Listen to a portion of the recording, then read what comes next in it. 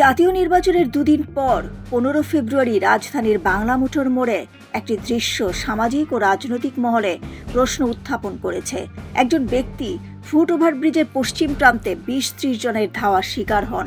চিৎকার, রক্ত এবং আতঙ্কের মধ্যে লোকটিকে শেষ পর্যন্ত পুলিশ সুরক্ষা দিতে সক্ষম হয়। স্থানীয়দের বরাতে জানা গেছে, আহত ব্যক্তি ও এক সহকর্মীর মধ্যে ঝগড়া থেকে ঘটনাটি শুরু হয়। উন্মত্ত জনতা অফিস থেকে বের হয়ে তাকে ধাওয়া করতে থাকে। মুহূর্তে পরিস্থিতি নিয়ন্ত্রণের বাইরে চলে যায়। এমন ঘটনা তৃতীয় দফা মব সন্ত্রাসের ছোট্ট একটি উদাহরণ মাত্র, যা অন্তর্বর্তী সরকারের সময়কালীন মব কালচারকে মনে করিয়ে দেয়। তবে কেন্দ্রীয় শহীদ মিনারে জাতীয় পার্টিকে ফুল দিতে বাধা এবং স্বতন্ত্র প্রার্থী রুমিন ফারহানাকে ফুল অর্পণ করতে না দেওয়ার ঘটনাগুলো একই ধরনের মব তৎপরতার প্রতিফলন। প্রাথমিক তদন্তে দেখা গেছে, শহীদ মিনারের ঘটনা ছাত্রদল নেতাকর্মীরা সরাসরি যুক্ত ছিলেন।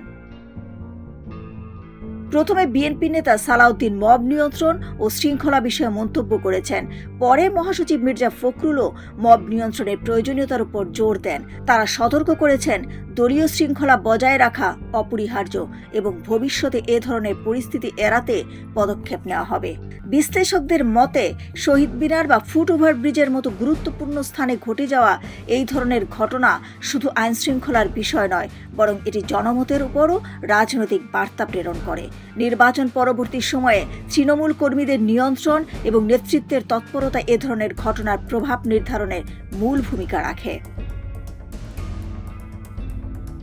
নির্বাচনের পরও মব সৃষ্টির ঘটনা প্রমাণ করেছে আইনশৃঙ্খলা নিয়ন্ত্রণ এবং তৃণমূল কর্মীদের সচেতন নেতৃত্ব কতটা গুরুত্বপূর্ণ।